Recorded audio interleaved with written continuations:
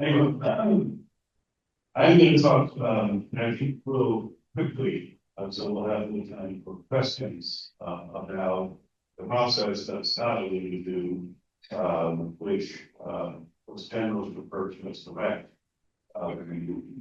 It stood for the Watershed Restoration, created for the Deschutes in 2015, and they met 30 times until 2021. It was passed under the state legislation that was created in order to essentially give permission for new groundwater wells to go in.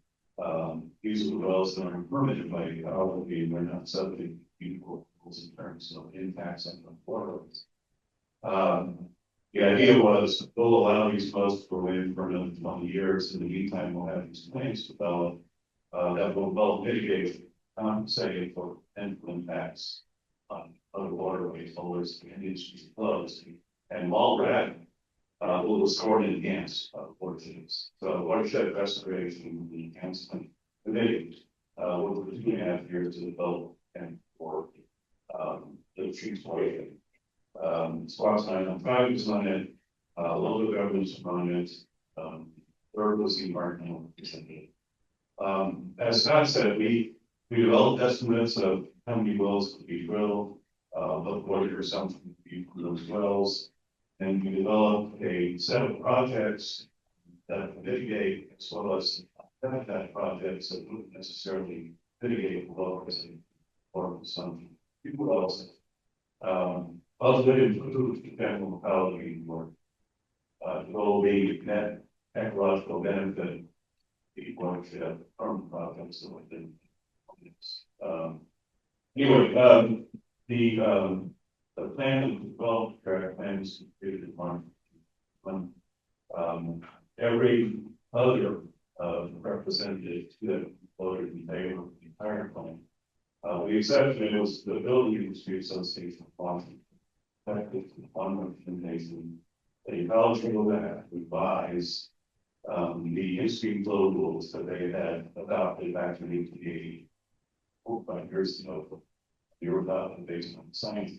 Then, and the issue was, do a better job having stream flows and different habitat fish and other wildlife. So, the way the legislation read, if any one entity affected and the whole plan was not adopted. So that's what happened. The plan that was developed by this group included a set of policy recommendations that would include updating the in-stream flows, putting resource conservation, finding maybe easier water, a whole slew of things, better storm management. And the way the process worked was and was unadopted. Ecology was supposed to submit and serve some everybody board for review of whether it actually included ecological conditions in the watershed, and then Ecology had a certain period of time without finding. So what Ecology did was they revised the draft plan that everyone had developed. They reduced the estimate of impact of the exempt wells. They increased the estimate of what the mitigation projects that produce. They deleted the entire chapter with the policy recommendations. They sent it off to the CERC board. CERC board provided a whole slew of technical comments. Ecology did not make anything, and then they adopted it in December of last year. And what they did is they triggered the timeline in the statute to initiate rulemaking within 6 months. And they did all this without consulting. Right? They actually published a notice of rulemaking in June, and their proposed rulemaking had very narrow scope, just takes some existing set provisions used to the quantity of water and pull that makes sense wells. And continue fees by $100 per set. So that's basically it. We in Wisconsin tried to meet a couple of others, objected and said, you really people making the end, why don't you talk to us about it? And that was 4 months ago, and 4 days ago, we published a formal notice of rulemaking. In fact, it's identical to what you, but it looks like it's the same thing published by the June, but it was very narrow, so does not include any of the policy recommendations or related to this proposed. One of the recommendations that the group direct came up with was creation of the Deschutes Watershed Council, which was agreed to and supported by everyone, including the Ecology. A flaw in the legislation that was recognized by everybody was that even felt that there's no mechanism for someone in charge. Ecology, pretty very clear, we're responsible for implementing. So, supporting creation of the Chief Watershed Council, similar to water councils that have been in existence for a long time in these small watershed and Taylor Basin. We don't have them here in Bristol County in the Deschutes Watershed. We decided, along with some of the other members of the fact, that we would go ahead and start work on creating the Deschutes Watershed Council. Which at the moment there's no, the recommendation of the REC was the local governments, private, other interested parties, and we'll all try to work collectively to evaluate what's going on in the watershed, work together, so coordinate our efforts, communicate with each other on a regular basis, as is being done in Monthie case, watersheds. So we convened convened a group of about 15 people back in May, and we said, do we want to move forward with this? Even though it's so long with the park and developed science methodology and the feedback on that was yes.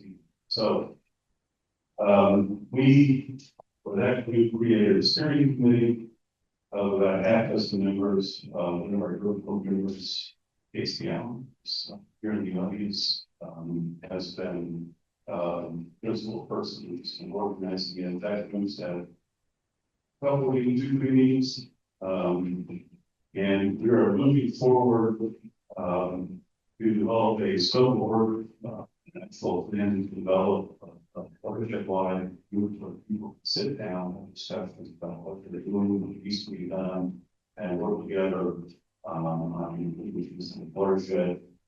Part of, I think, Casey can correct me, is to try to have the initial meeting of whatever largely you can have by sometime next summer, with possibly her, possibly somebody else actually be the initial administrator, taking care of the logistics, the meeting staff, and going in for some funding for the organization.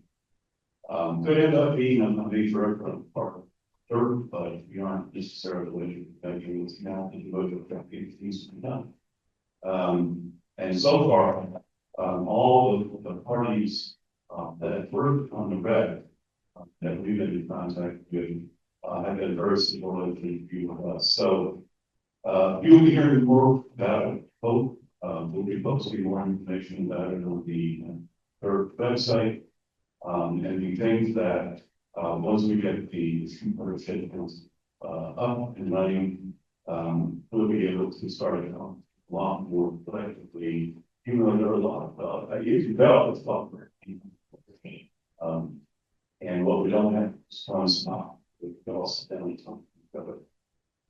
We think that we'll be able to make major leaps forward if we have this money supported and people participating. So that's my message. You know, stay tuned. My last slide was one of my favorite movies, Battle at the Table from I think 1971, where Jason Logart's place and Brooklyn Winston discovers water in the desert. His epitaph was found water where it wasn't. So I'm hoping we can do that here in Bristol County one way or another. Anyway, thank you, and I don't know, do you guys want to come up or just stay where you are? If we have a little bit of time for some questions before we go on. Oh, yes, thank you.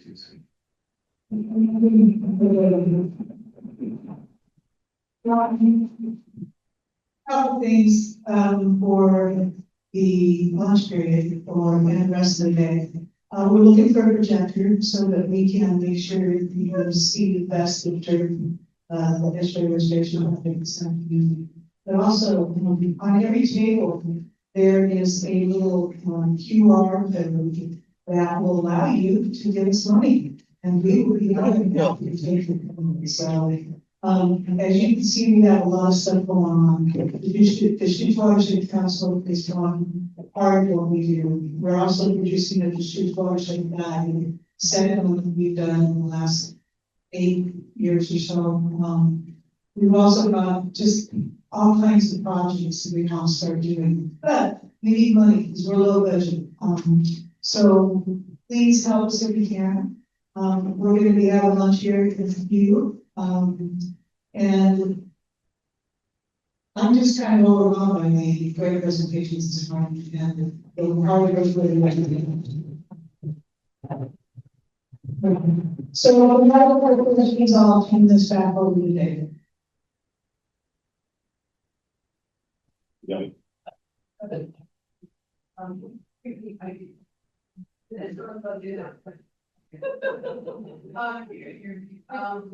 What this wire, my income of this wire, we haven't had the one.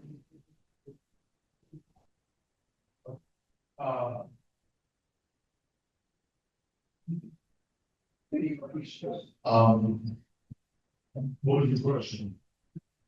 So, how do you make the Swire water, Coca-Cola / Swire lease for making a bottling a water plant in Tumwater, which is pretty affordable again? How do you think that might affect the water resources? Again, large number of calls about one of the expanding young Swire is taking several different author orders who presented Tumwater with a chance to put in a factory. It's cross jurisdictional, so I have to step back a little bit. Say, I think Tumwater, from reading their water system plan, if you read Tumwater's water system plan, realize that they are reaching full utilization of their water needs very quickly. So they have to make choices. And at this point, they're tied up with the cities with basically brewery rights.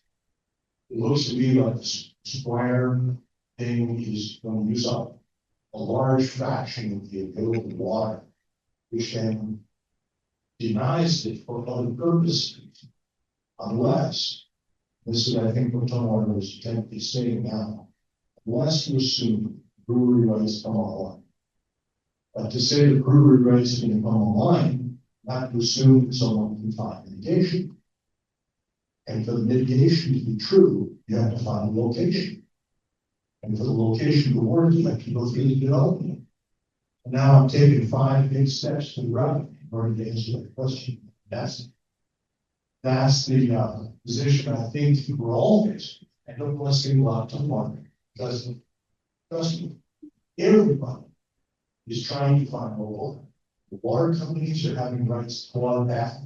The utility district is deeply concerned about the clawback rights by Ecology. When I say clawback, I mean, you think you have 25 acre feet? No. You have 5 acre feet. That's all you can demonstrate. So we're going to take back. And the water company is saying, wait a minute, we counted on that. We told you that water was treated. How do we grow?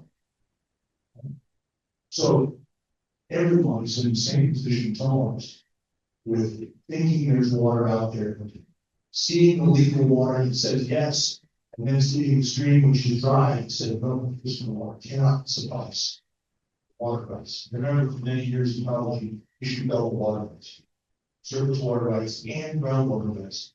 assuming they do different, it's not the same. So, I think there are a lot of questions. I'm not going to speak on behalf, so you can talk more about this.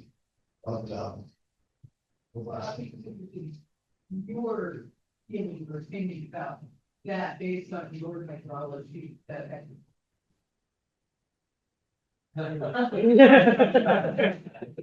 really, I hope you take time to ask the questions very much. Folks, you can stick around here. Okay, and Scott, you can stick around. Okay. Right? Yes. Fine. Well, I want to thank Kevin Scott for their marvelous story. Yeah. Yeah, sit. Very good. Someone who is not friend, I storytelling so beautiful, and especially in the context of restoration of river. It is storytelling, so thank you for stepping backward, and that. Yeah, awesome. So storytelling is so important when it comes to these issues, to keep things moving forward. And, you know, one of these days we have to let you look about this whole project, the whole Deschutes Estuary Restoration Team, because it's been one big story that you're playing this book. Yeah. Yes, it is. Yes, right.